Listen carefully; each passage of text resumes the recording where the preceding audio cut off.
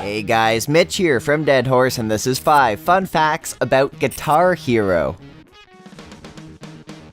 Fact number 1. In October of 2006, Detroit Tigers pitcher Joel Zumaya was benched during the American League Championship Series with inflammation in his right arm. His injury was caused by excessively playing Guitar Hero. But Guitar Hero doesn't just cause injuries, it has been used to help treat them too. The game has become a tool for some medical practitioners.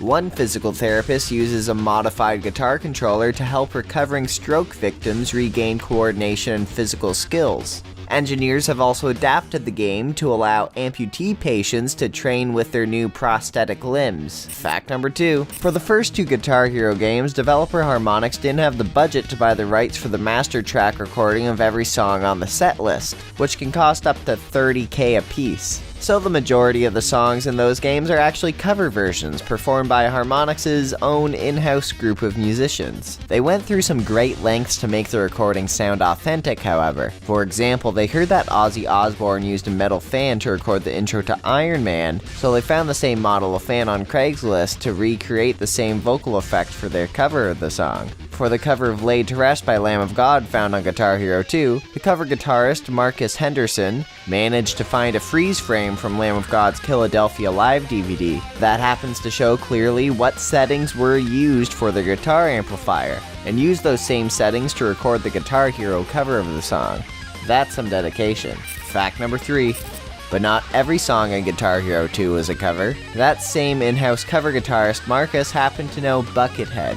Now, if you don't know anything about Buckethead, he isn't the most accessible person in the world. He's a really mysterious guy. He hasn't really done any actual interviews, and he's not really huge on public appearances, so it was hard even for Marcus to get Buckethead to return his calls. But they did eventually begin work on a track over the phone. When the song Jordan was finished, he left Marcus a voicemail that said, "I think this is the best thing I've ever recorded in my entire life." He named the track Jordan as an homage to Michael Jordan. Fact number 4. As you probably know, Harmonix made Guitar Hero 1 and 2 before they moved on to the Rock Band series after the IP rights for Guitar Hero were transferred to Activision. Activision then commissioned Neversoft of Tony Hawk Pro Skater fame to create Guitar Hero 3 Legends of Rock. What you may not know, however, is that there was already a Guitar Hero 3 in the early stages of development over at Harmonix, and it was going to be a little bit of a departure from the first 2 games.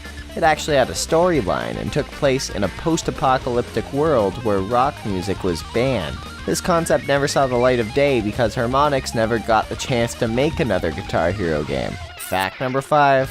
In the first Guitar Hero game, there are actually 2 songs on the disc that are not accessible from the game normally. You need a cheat device like an Action Replay or a Game Shark in order to play them. The first one is called Tripolette, and it wasn't supposed to be in the final version of the game, but someone along the way snuck it in, and nobody noticed until it was too late. It's probably the hardest song in the original Guitar Hero. The other song, Graveyard Shift, interestingly doesn't have an artist attributed to it, although someone from the ScoreHero.com forum emailed Harmonix and asked who made the song, and Harmonix actually responded and said that it was made by an employee named Aaron, and that's probably all we'll ever know.